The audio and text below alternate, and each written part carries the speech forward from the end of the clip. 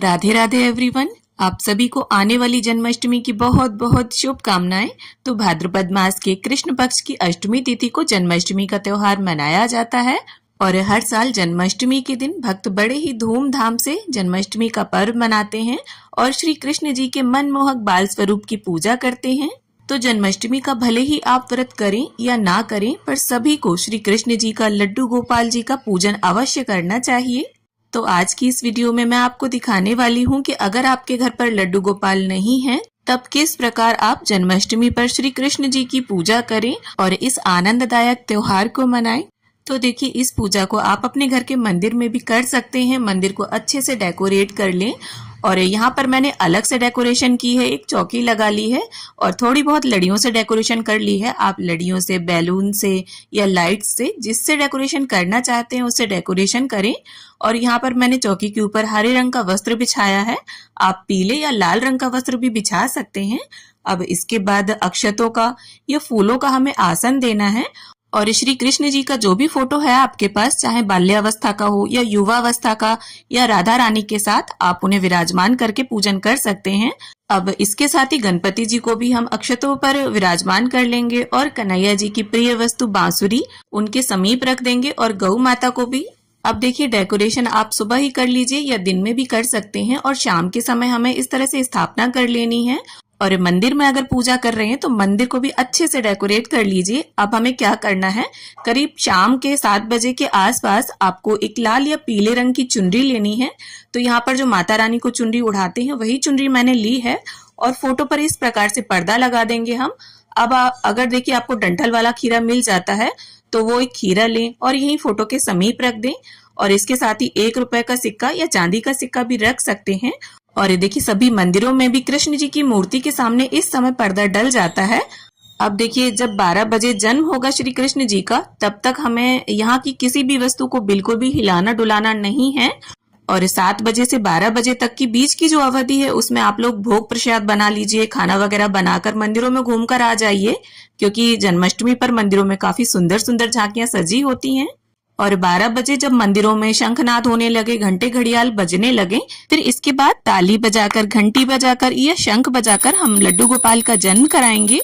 नंद के आनंद भयो जय कन्हैया लाल की, इस तरह से बोलते हुए हमें पर्दा हटा देना है। और इसके बाद जो डंठल वाला खीरा हमने लड्डू गोपाल के पास रखा था, उसे सिक्के की सहायता से सीधे हाथ के डायरेक्शन में, जिस तरह से घड़ी की सुई घूमती है उस तरह से हमें काटना है। और खीरे को काटने के लिए चाकू का या किसी भी धारदार चीज का इस्तेमाल नहीं करना है और ऊपर वाले डंठल के हिस्से को खीरे से अलग कर देना है।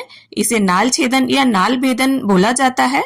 और खीरे के ऊपर वाला डंठल वाला हिस्सा किसी भी गमले की मिट्टी में हमें दबा देना है और इस खीरे का भोग सबसे पहले हम भगवान को लगाएंगे, इसके बाद सभी लोग इसे ग्रहण करेंगे।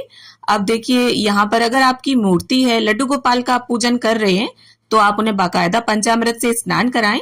और यहाँ पर मैं सांकेतिक पंचामृत स्नान करा रही हूँ, तो इस प्रकार से 5 या 7 बार घुमाते हुए सबसे पहले गणपति जी को हम स्नान कराएंगे और इसके बाद इस पंचामृत में एक तुलसी का पत्ता डालेंगे। देखिए, गणपति जी को जब स्नान कराएंगे तो हमें तुलसी का पत्ता नहीं डालना है। और इसके बाद बाल गोपाल की छवि के आसपास 5 बार घुमाते हुए स्नान के भाव से पंचामृत सांकेतिक स्नान करा लेंगे। अब देखिए, स्नान का जो पंचामृत है वो अब चरणामृत बन गया, तो घर के सभी लोग इसे ग्रहण कर सकते हैं।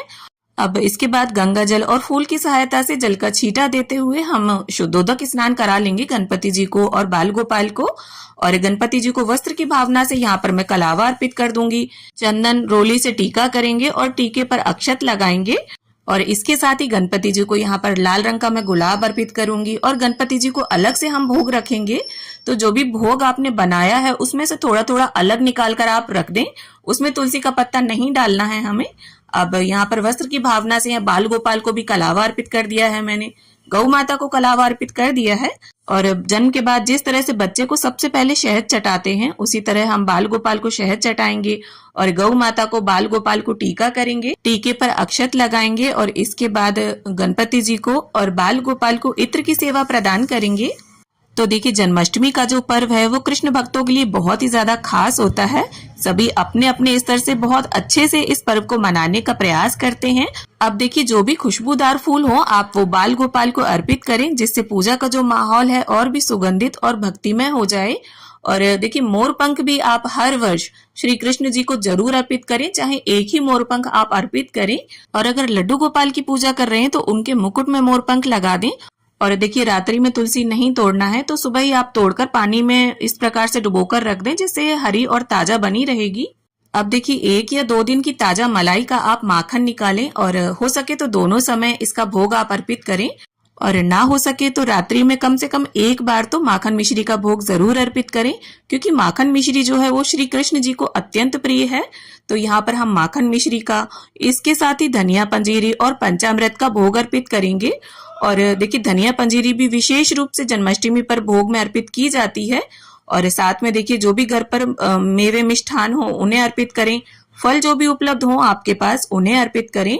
और घर पर जो भी शुद्ध सात्विक पकवान आपने बनाए हैं उनका भोग भी अर्पित कर सकते हैं। और सभी भोग में तुलसी का एक एक पत्ता जरूर डाल दें, क्योंकि बिना तुलसी दल के हमारे कान्हा जी भोग को ग्रहण नहीं करेंगे।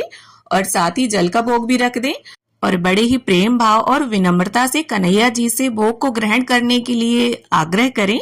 और देखिए भोग भगवान ग्रहण करें या ना करें, पर जब भोग में भगवान की दृष्टि पड़ जाती है तो वो भोग जो है वो प्रसाद बन जाता है और मनुष्य के खाने योग्य बन जाता है। अब जो खीरा हमने जन्म के समय काटा था उसका भोग भी कन्हैया जी को पहले अर्पित करेंगे। और जो दीपक हमने प्रज्वलित किया था उसी से मैं कन्हैया जी की आरती उतार लूंगी, साथ ही गणपति जी की भी। तो बड़े ही प्रेम भाव से बाल गोपाल की मनमोहक छवि को निहारते हुए आरती उतारेंगे। आरती कुंज बिहारी की, श्री गिरिधर कृष्ण मुरारी की। अब इसके साथ ही अपनी शक्ति और सामर्थ्य के अनुसार कुछ पैसे निकालें और इस तरह से कन्हैया जी के ऊपर से 5 बार वार दें। और ये जो न्यौछावर है ये कन्हैया जी की ही होती है, तो आप इन पैसों से उनके लिए कोई भी सामान लेकर आ जाएं और सीधे हाथ में थोड़ा सा जल लेकर आसपास चौकी के फिरा दें और पूजा का आचमन कर लें। हाथ जोड़कर कन्हैया जी से पूजा में रही कमियों के लिए क्षमा याचना कर लें और हमारे परिवार पर कन्हैया जी की कृपा ऐसे ही बरसती रहे, इसके लिए प्रार्थना करेंगे। और पूजा के देखिए 10 से 15 मिनट के बाद जब दीपक ठंडा हो जाए तो सभी भोग प्रसाद आप यहाँ से उठा सकते हैं। तो इस तरह से हमने देखा कि बड़ी ही सरल विधि से लड्डू गोपाल के विग्रह के बिना हम किस प्रकार से श्री कृष्ण जी का जन्म कराएं और पूजन करें और जन्माष्टमी का ये पर्व कैसे मनाएं। तो वीडियो आपको कैसी लगी, वीडियो में दी गई जानकारी आपको कैसी लगी, कमेंट करके जरूर बताना। और अगर वीडियो थोड़ी भी पसंद आई हो, थोड़ी भी अच्छी लगी हो तो वीडियो को लाइक करना, शेयर करना और मेरे साथ बने रहने के लिए, इसी तरह के वीडियोस देखने के लिए चैनल को सब्सक्राइब कर लेना। तो मिलती हूँ आप सभी से एक नए वीडियो में, तब तक के लिए happy Janmashtami to all of you.